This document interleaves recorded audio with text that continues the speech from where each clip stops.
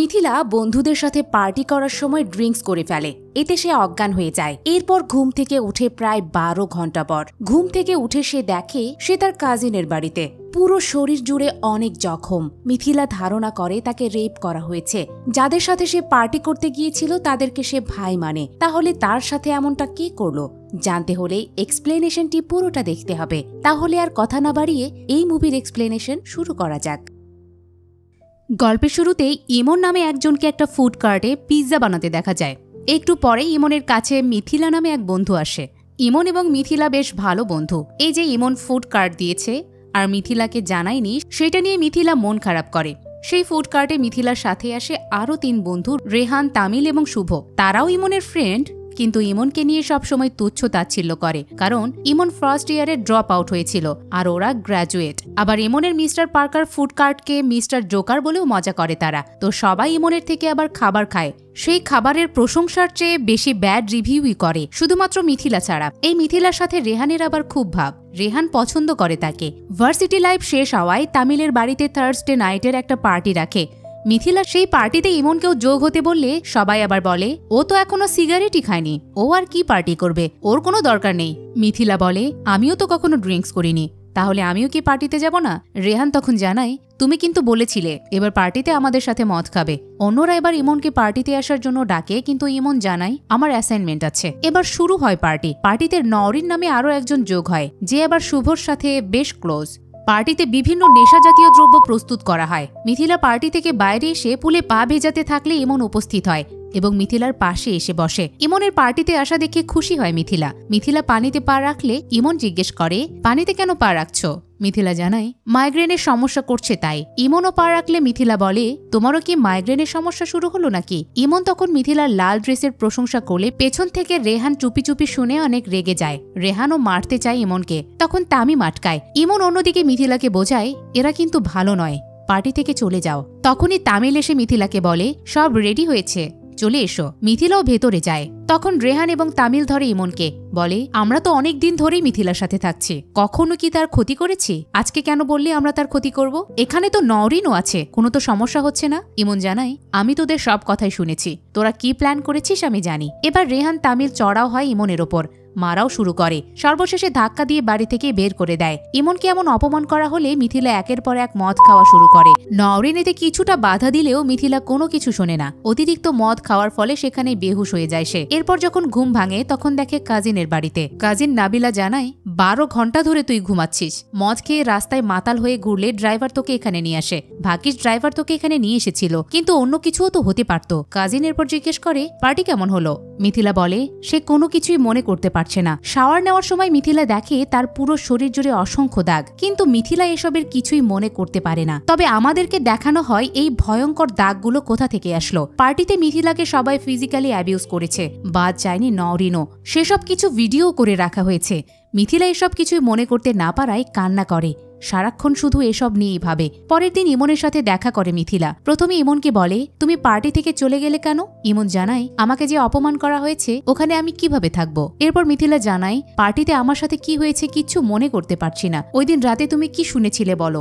নিয়ে যাওয়া হয় থার্সডে নাইটের ফ্ল্যাশব্যাকে। তামিল রেহানকে জানায় এবারই সুযোগ সব করার। মিথিলা মদ খেতে রাজি হয়েছে, এই সুযোগ বারবার আসবে না। রেহান ভয় করে যে ইমন থাকবে। তামিল জানায় ইমনকে কায়দায় ফেলে বের করে দেব, সারাক্ষণ ক্যামেরাও অন করে রাখবো। এসব কিছুই শুনে ফেলে ইমন। ইমন যে এসব শুনেছে তা আবার দেখে ফেলে নওরিন। এই হচ্ছে ঘটনা। ইমন এসব মিথিলাকে জানালে মিথিলা ইমোশনাল হয়। পুরো শরীর জুড়ে অনেক জখমের দাগ রয়েছে, সেটা মিথিলা দেখায় ইমনকে। অনেক কান্নাও করে। তাই দুজন মিলে চলে আসে থানাতে। পুলিশের কাছে আসলে পুলিশ মিথিলাকে সবকিছু খুলে বলতে বলে। মিথিলা জানায় থার্সডে নাইটে তামিমের বাসাতে প্রায় সময়ই যেতাম, ওরা ড্রিঙ্কস করতো কিন্তু আমি করতাম না। এটা শুনে পুলিশ বলে মদের পার্টিতে গিয়ে আপনি মদ খাবেন না কেন? মিথিলা জানায় আমি তাদেরকে ভাই হিসেবেই দেখতাম, অনেকবার তাদের সাথে পার্টি করেছি, কিন্তু কখনো কিছু হয়নি, এবারই এমনটা হয়েছে। পুলিশ এসব শুনে বলে আপনি তো কোনো কিছুই স্পষ্ট করে বলতে পারছেন না, আপনার সাথে কি হয়েছে সেটাও আপনার মনে নেই, অথচ আপনি আবার ঠিকই কাজিনের বাসায় গিয়েছিলেন। মাঝের 12 ঘন্টার মনে নেই।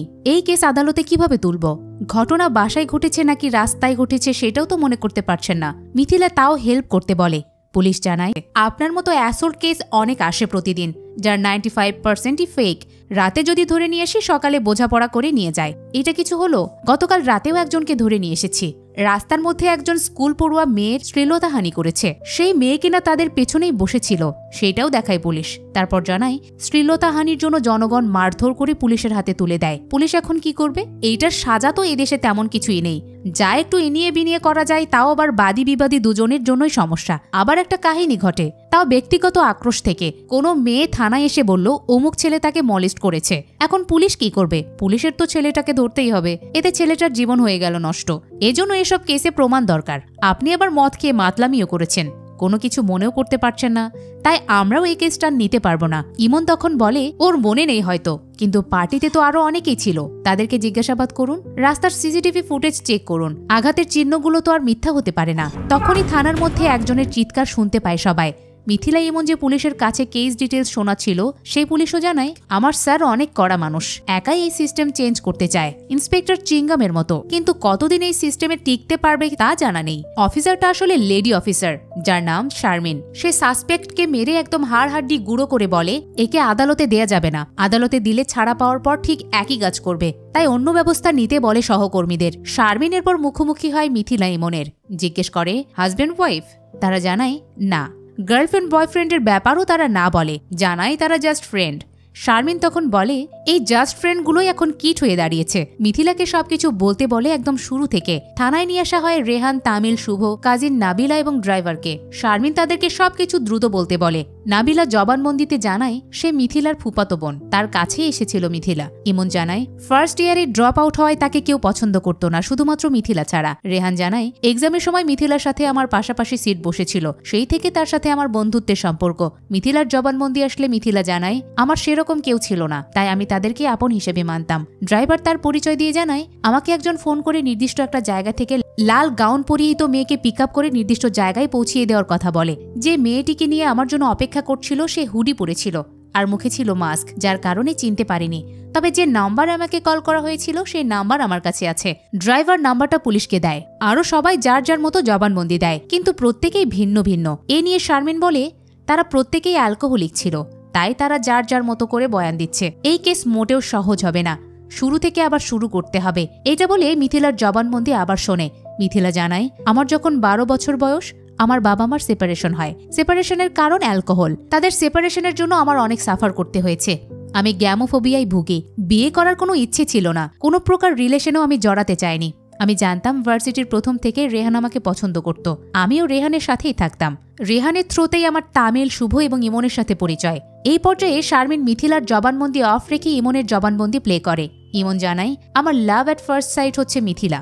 প্রথমবার তাকে লাইব্রেরিতে দেখেছিলাম, আর দেখার পর চোখ সরাতে পারিনি।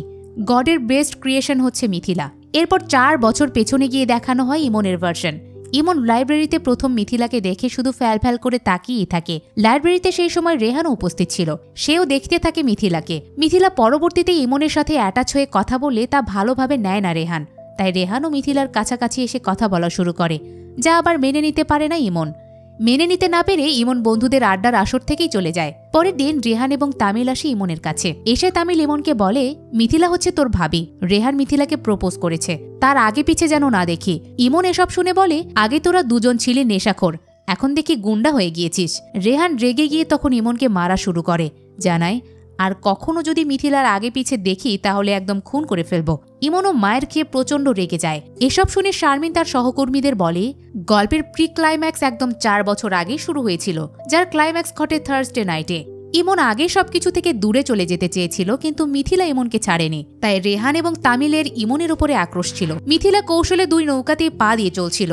এই পর্যায়ে সহকর্মী শাহজালাল জানায় থার্সডে নাইটে তামিল এবং রেহান মিলে বড় কিছু করার প্ল্যান করেছিল, যা শুনে ফেলে ইমন। এসব প্ল্যানে আগে থেকে জড়িত ছিল শুভ, কিন্তু ইমনের জবানবন্দি এবং রেহান, তামিল, শুভর জবানবন্দির সাথে কোনো মিল নেই, আর প্যাচ তো এখানেই লেগে যায়। এরপর আবারও ইমনের জবানবন্দি শোনে শারমিন। ইমন জানায় আমি তামিলের বাসায় আসার পরপরই রেহান এবং তামিলকে বলাবলি করতে শুনি। তামিল রেহানকে জানায় এইবারই সুযোগ, মিথিলা কখনো ড্রিঙ্কস করেনি, তাই তাকে তারা ড্রাঙ্ক করিয়ে কোনো একটা কিছু করেছে, আর সবকিছু ভিডিও করেছে তামিল। তামিল জিজ্ঞাসাবাদে জানায় আমরা শুধু প্ল্যান মোতাবেক পার্টিতে রেখেছিলাম। একই কথা রেহানও বলে। তখন রেহানের পার্সপেক্টিভ থেকে 4 বছর আগের ঘটনা দেখানো হয়। ওই দিন রেহান ইমনের গায়ে হাত দেওয়ার আগেই ইমন রেহানকে উস্কে দিয়েছিল। রেহান এবং তামিল আবার মিথিলার থেকে ইমনকে দূরে থাকতে বলে। ইমন এটা নিয়ে দুজনকে নেশাখোর থেকে গুন্ডা বানিয়ে দেয়। তখনই হাতাহাতি শুরু হয়, যা আবার দূর থেকে মিথিলাও দেখে, কিন্তু শুভ মিথিলাকে এসবের মধ্যে ঢুকতে নিষেধ করে।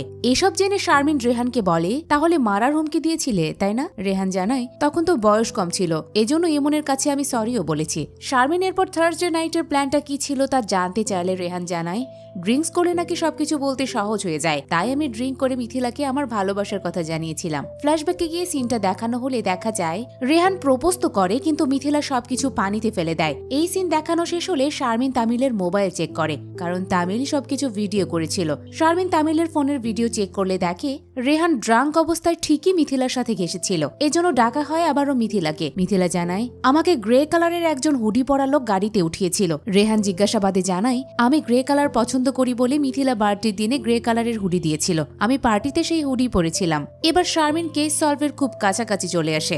এর মধ্যেই পায় মিথিলাকে পিক আপ করা সেই গাড়ির সিসিটিভি ফুটেজও। গাড়িটা তামিলদের বাসা থেকে মিথিলাকে নিয়ে যায়, আর গাড়িতে উঠিয়ে দেয় হুডি পরা এক লোক। তারপর মিথিলাকে নামিয়ে দেওয়া হয় কাজিনের বাসায়। এটাতে শারমিন আরো স্পষ্ট হয়ে যায় যে মিথিলার সাথে যা হয়েছে তা পার্টিতেই। এজন্য জিজ্ঞাসাবাদের জন্য আবারও ডাকা হয় ড্রাইভারকে। ড্রাইভারের সামনে সবার ছবি উপস্থিত করে জিজ্ঞেস করা হয় যে হুডি পরে আপনি কাকে দেখেছিলেন। ড্রাইভার রেহানকেই দেখিয়ে দেয়। সব দোষ রেহানের দিকে গেলে রেহানকে লকআপে নিয়ে যাওয়া হয়। লকআপ থেকে রেহান আবার শুধু বলে যে সে কিছুই করেনি। দোষীকে পাওয়া গেলে সবাই থানা থেকে বেরিয়ে আসে। থানার সামনে ইমন মিথিলাকে জানায়, ওভাবে যদি তোমাকে ফেলে না আসতাম তাহলে এই দিনটা আজকে আমাকে দেখতে হতো না। তোমার সাথে যা কিছুই ঘটুক না কেন আমি তোমাকে ভালোবাসি, তাই চলো আমরা নতুন করে শুরু করি। মিথিলা জানাই, আমার একটু সময় লাগবে। এটা বলে চলে গেলে ড্রাইভার আসে ইমনের কাছে। তারপর ইমনকে বলে, আমি চাইলেই আপনাকে ধরিয়ে দিতে পারতাম, কিন্তু আমি দেইনি। আমি দেখেছি হুডিতে আপনিই ছিলেন। তারপর 1000 টাকার নোট দিয়ে যখন দৌড়ে পালিয়ে গেলেন তখনই বুঝেছি পাপ কাজটা আপনি করেছেন। ইমন জানাই, আমি অতটাও পাপ কাজ করিনি। ইমনের থ্রোতে তখন ফ্ল্যাশব্যাক দেখানো হয়। ইমনকে বাড়ি থেকে বের করে দেওয়া হলেও সে বাড়ি থেকে চলে যায় না, লুকিয়ে লুকিয়ে সবকিছু দেখতে থাকে। মিথিলা ড্রিঙ্কস করা শুরু করলে তা ভালোভাবে দেখে না ইমন। ড্রিঙ্কস করার পর রেহান যখন মিথিলার কাছাকাছি আসে তখন আরো রেগে যায় সে, কিন্তু মিথিলা যখন রেহানের প্রপোজাল অ্যাকসেপ্ট করে না তখন সে খুশি হয়ে যায়। এরপর সবাই ড্রিঙ্কস করে বেহুশ হয়ে গেলে ইমন আসে মিথিলার কাছে। তারপর মিথিলাকে খুব কাছে পেয়ে ইমনের পশু সত্তা জেগে ওঠে। ইমন মিথিলাকে স্পর্শ করতে শুরু করে, কিন্তু মিথিলা মাতাল হলেও তখনও সেন্সলেস হয় না, তাই মিথিলা চিনতে পারে ইমনকে। ইমন তখন আনইজি ফিল করতে শুরু করে। রেহানের হুডিটা পরে উবারকে কল করে। তারপর মিথিলার সামনে এসে রেহানের ভয়েসে কথা বলে, যেন মিথিলা বুঝতে পারে এটা রেহানি। এর মধ্যেই উবার আসলে ইমন তাড়াহুড়ো করে মিথিলাকে গাড়িতে তুলে 1000 টাকা দিয়ে চলে যায়। সাথে দেখানো শেষ হয় ফ্ল্যাশব্যাক। ইমন ড্রাইভারকে জানায়, আমি তো রেপ করিনি, কিন্তু মিথিলা বারবার বলছিল তার সাথে কিছু একটা হয়েছে। ড্রাইভার জানায়, মেয়েরা যখন কোনো কিছু জোর গলায় বলে তখন সেটা সত্যি হয়। ইমন এবার ড্রাইভারকে জিজ্ঞেস করে, আপনি কি প্রতিদিন উবার চালান? ড্রাইভার জানায়, না, শুধু থার্সডে নাইটে। আসলে মূল কালপ্রিট হচ্ছে এই ড্রাইভার। ইমন তো মিথিলাকে বেহুশ অবস্থায় গাড়িতে উঠিয়ে দিয়ে চলে যায়। ড্রাইভার ড্রাইভ করতে করতে যখন মিথিলাকে লুকিং গ্লাসে দেখে তখন ড্রাইভারের মাঝেও পশু সত্তা জেগে ওঠে, কিন্তু চারিদিকে এত সিসিটিভি ক্যামেরা যে পজিশন পায় না। একসময় নির্জন জায়গায় পেয়ে সেখানে গাড়ি থামিয়ে পশু সত্তাকে জাগ্রত করে মিথিলাকে রেপ করে। ড্রাইভার শুধু মিথিলাকে রেপ করেনি, এর আগে আরো 10 জনকে করেছে, কিন্তু প্রতিবারই আইনের চোখকে ফাঁকি দিয়েছে সে, কারণ যারা তার গাড়িতে ওঠে তারাও পাপী। অন্যদিকে থানাতে ইন্সপেক্টর শারমিন গাড়িটার সিসিটিভি ফুটেজ চেক করলে দেখে একটা জায়গায় গাড়িটা থামানো হয়েছিল। সেখানে গাড়ির নড়াচড়াও সে দেখতে পায়, কিন্তু এখন আর কি লাভ, মুভিটা তো এখানেই শেষ হয়। আসলে এখানে দোষ মিথিলারও আছে। মানলাম মিথিলা একাকী বড় হয়েছে, তাই তার বন্ধু বান্ধব লাগবে, কিন্তু তাই বলে নেশাখোর বন্ধুদের সাথে তার চলতে হবে? সৎ সঙ্গে স্বর্গবাস আর অসৎ সঙ্গে সর্বনাশ, এই উক্তিটি কি একবারও মিথিলার মাথায় আসেনি? আর পুরুষ তো সর্বক্ষণ পশু সত্তার জাল বিছিয়ে রাখে, কখন সে জালে শিকার আসবে আর সে শিকারী হয়ে ঝাঁপিয়ে পড়বে, এজন্য সে অপেক্ষায় থাকে। কিন্তু ইমনের মতো বন্ধু এই দোষ এড়াতে পারে না। রেহানও একই ঘাটের মাঝি। আপনাদের কাছে কাকে বেশি দায়ী মনে হয়েছে জানিয়ে দিন কমেন্ট বক্সে। এতক্ষণ মিসেস মুভি এক্সপ্লেনারের সাথে থাকার জন্য ধন্যবাদ।